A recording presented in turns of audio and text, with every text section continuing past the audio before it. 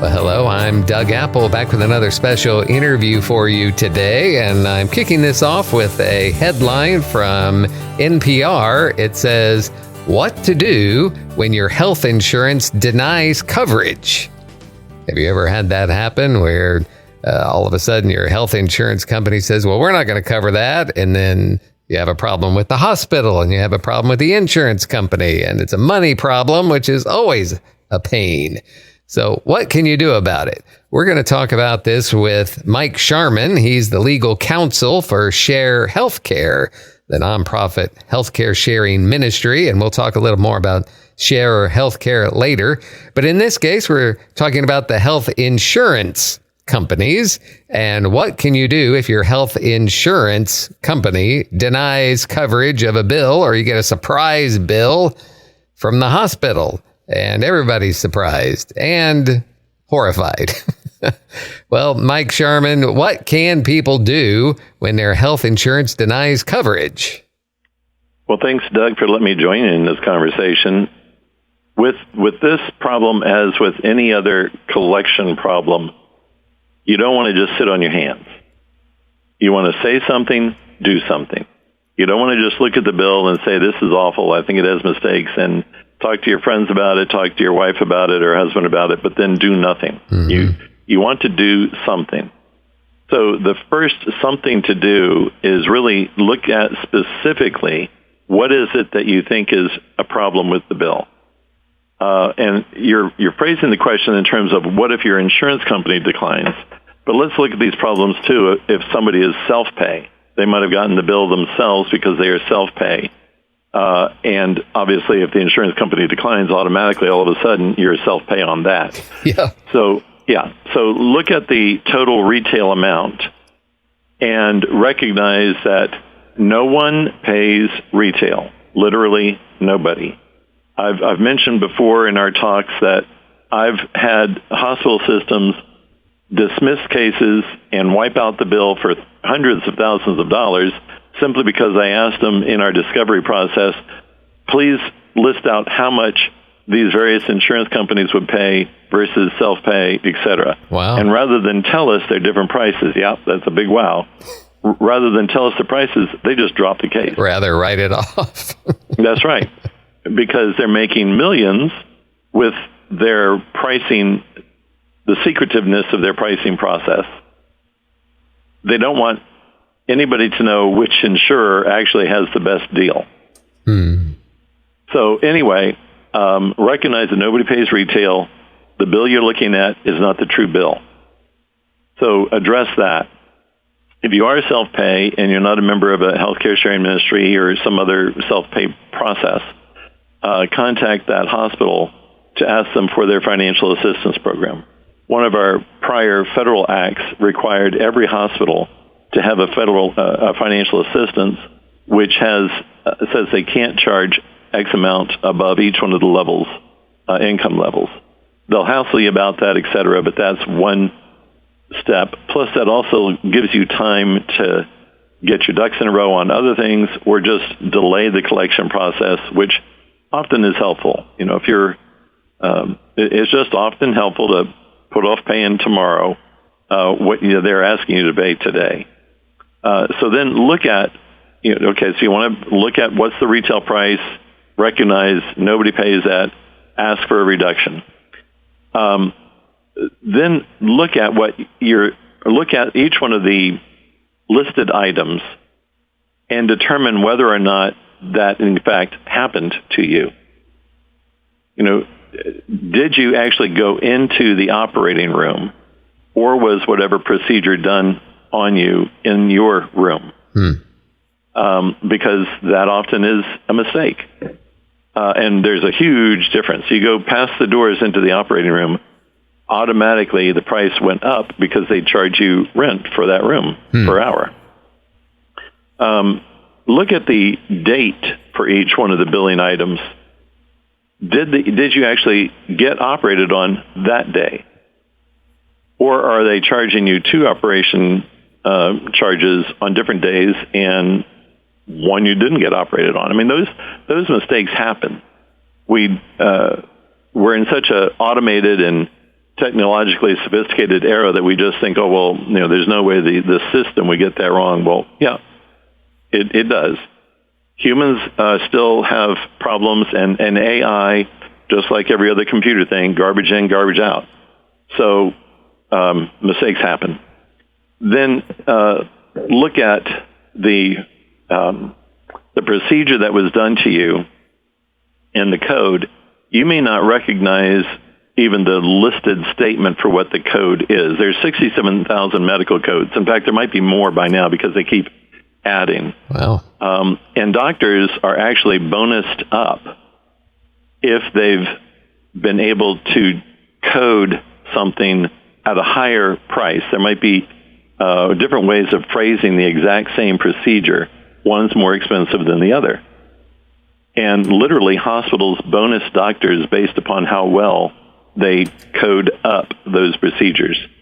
And if we think that's unusual, no, that is in doctors' contracts, pretty much at every hospital or clinic. So you can, if you don't recognize what the code is, you can specifically ask, was this the least expensive way to code this? Hospital wants you to be honest. We don't want you not to code it properly, but we also don't want you to code it higher than it needed to be. And who are you asking these things to? Well, often the billing office, but it might also be the actual practice, the doctor or the hospitalist or whoever would actually be the one coding or having done it. In each one of the bills, there'll be some hospital ombudsman or appeal process within it.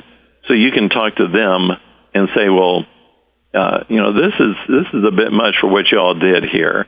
And I know I could go down the road and get the MRI for $2,000 and you're charging it for $6,000. Can we at least cut it in the middle and go to $4,000? And that range is literally what MRIs are, often with two hospitals that are across the street from each other.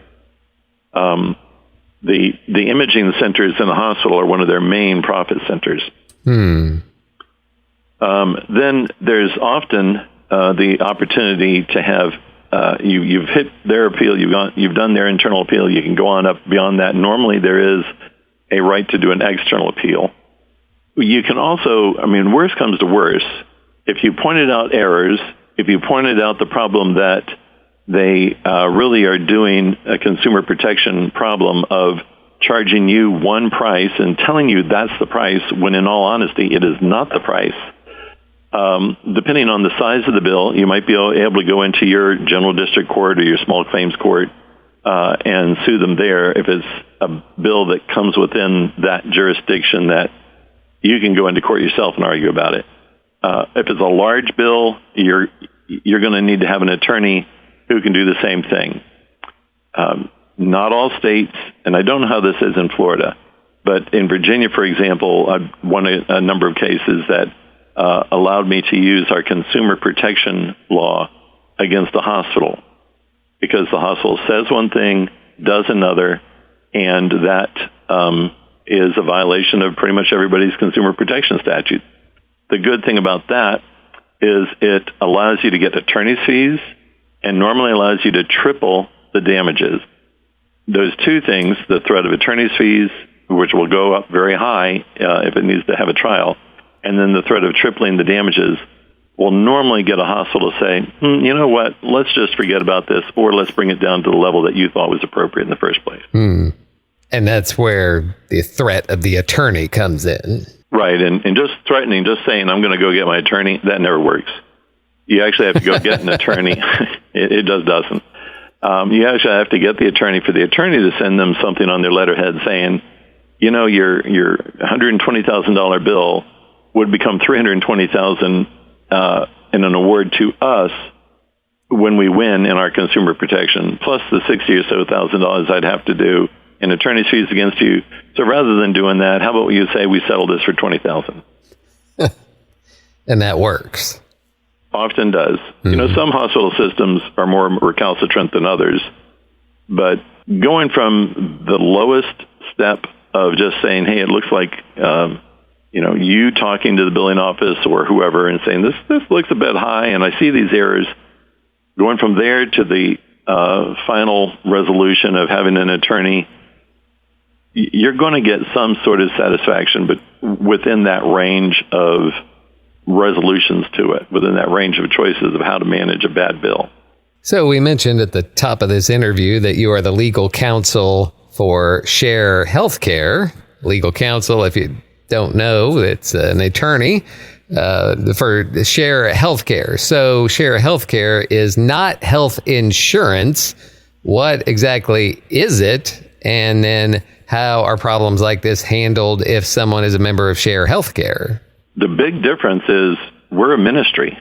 Share Healthcare is a ministry. It's a 501c3, a nonprofit, charitable organization. And the type ministry we have is sharing the medically necessary medical expenses with our members. Our members are Christians, and this is basically like passing the plate across the nation and around the world for our members who are in other nations, as missionaries, etc. And of course, I mentioned around the world, but the bulk of our membership is in the U.S., just mom and pop businesses, sole proprietors, folks who are in a job where they'd rather have Share Healthcare than the insurance that's being offered or not offered by their employer. Most people choose to be a part of us because it gives them medical freedom. They get to go to any doctor that they want, any licensed medical professional that they want, matter of fact, within their community, within their state, within the nation, or around the world, whoever they want. Then that doctor gets to do the type of practice that they think is appropriate for that patient. We're not dictating to them. And because we aren't insurance, and because our members are exempt from the Affordable Care Act, that means that doctor is not mandated by those entities to do the type care that the government or an insurer would tell them they have to do. And we have financial freedom. We're $149 for a single, $249 for a couple, $349 for a family of four, and $50 for each one after that. So anybody can compare that with the cost of insurance and see that there's not just a qualitative difference, but there's a quantitative difference as well. And that quantitative difference, the fact that we're cheaper than insurance, much more affordable, is because we have religious freedom. We are praying for ourselves, we're praying for our family, we're praying for each of the other members. When we have a medical problem, we pray and they pray, and things happen in the spiritual. Also, because we are a Christian ministry, we don't have to share, and we don't share in abortions and abortifacients, the transgendering destructions, all those type of things. So we are qualitatively and quantitatively different than insurance or any of the government-provided health care. And that also comes into play in this issue of problem resolution. Conflict resolution is a big issue throughout the Bible. From Genesis to Revelation, God wants us to be unified in our family units, in our community, in our churches, as a nation, as a people. And so conflict resolution is important. So Share Healthcare has a job description, a job title that is a member advocate, and that's literally what their function is to be. If there's a problem, a person sends in a bill, and our member services, that first line says, this isn't able to be shared for whatever one of our guideline reasons there is, any one of the things in the handbook. That person then can appeal it to our member advocate, and that appeal is supposed to be relatively immediate, like within 1 week, so to speak. And that's by the time we get the paperwork. And the member advocate can make any decision they choose, whether it fits the handbook or not, because we're not a corporation. We are a corporation, but we're a ministry. We're not a for-profit corporation. We're here to serve our membership. And we have the handbook because that's helpful to have an outline of what we do. But that's not all we can do. Because we are a ministry, that member advocate has the authority to make whatever decision she thinks is appropriate.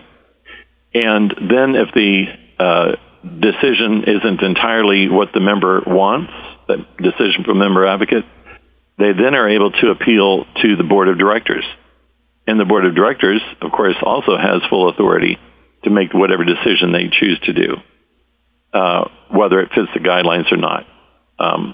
And then if that doesn't work to the satisfaction of the member, to adjust the bill in whatever way they thought it should be, or adjust the sharing of it, then the member is able to appeal next to a panel of 3 randomly chosen members of Share Healthcare, so that it's people just like them in the same exact posture who can make the decision of what to do about that bill. Share it or not share it in whole, share it partially, whatever. So our appeals process works well enough that I can tell you it's never gone beyond the board of directors stage. Our members are satisfied with the result they get by the time they get there. So a lot of times in health insurance, you're dealing with a health insurance company or a big hospital. It's going to feel like me versus them. But it sounds to me like with Share Healthcare, it's much more, we're all in this together. Yes, definitely. We're wanting to have true koinonia, community in the biblical sense. Now, when somebody has a conflict, they're going to feel immediately. I mean, that's almost the definition of a conflict, isn't it? Us against them. But our process allows that reunification, that restoration of the relationship, so that and it might not even be a right or wrong. It might not be that member services was right and the member was wrong, or the member was right and member services was wrong, or it might not have been that at all. And it might just wind up being, well, this was outside of our guidelines of sharing, but it seems like something that ought to be, so let's just do it. It doesn't have to be right or wrong. The issue is we're one body as much as possible within the finite constraints that we have. There's finite resources. What can we do to help the body of Christ through this? One very long-standing problem we had, we don't share in anything involving illegal drugs, misuse of prescription drugs, marijuana, whether it's legal or not. So we had a bill come in that said that the person was there for a regular medical problem, but on the records it also showed that they were going through alcohol detox and had marijuana in their system, which means that's not shareable. Oh. So it was rejected, and the person was told that. The person appealed to the member advocate saying, I don't use and I don't drink. This isn't me. So we looked back at the records. Well, it's your name, your social security number, et cetera, et cetera, et cetera. And that went on for a while, going back and forth, until the hospital system said, well, we really can't find that person's records. Well, how'd you come up with this bill? Well, we really don't know. Well, it's on his medical records. How'd you do that? Well, we really don't know.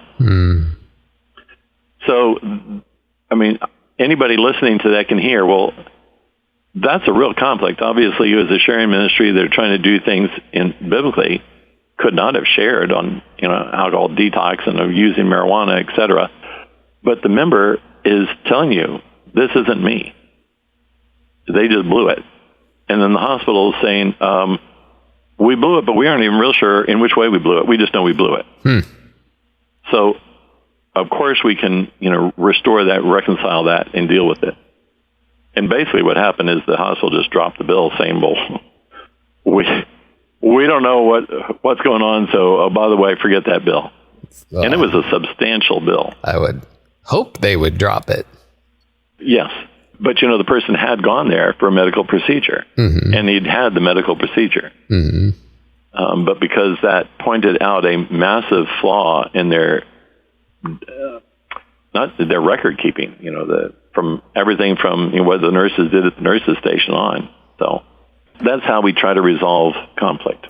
Well, like your phrase you used, reunification, where, yes, if something, doesn't quite go the way you wanted it to go, it does bring about a division. But as Christians, then the goal is that reunification and coming back into a place of unity. I like that. So if somebody's interested in Share Healthcare, who is it really good for? And then how can they find out more information? Things are really tough right now for young couples and young singles just starting off. Housing prices are very, very high. It's hard for them to begin getting a start. And so having this financial assistance of having Share Healthcare be so affordable, it obviously is very, very helpful for young singles and young couples. It's good for, as I mentioned, entrepreneurs, sole businessmen, farmers, people who are responsible for themselves. The homesteading community just loves us, and as well as do homeschoolers. People who, even if they might have a job where they get a paycheck and a W-2 at the end of the year, they might want to be trying to be as self-sufficient and pull away from the oligarchies of corporations and the monopoly of the government. And so this is one way of doing it, of allowing the church to do what the church was designed in the Bible to do. So those are the people who I think are most suited for it. The way to contact us, or the way to find out about it, is look online at our website, sharehealthcare.com. Look it over, write down the questions that you might have, and then call 1-844-SHARE-HC, 1-844-SHARE-HC, and call during business hours. And you'll be able to get a real-life human. It'll give you the answers that you're looking for.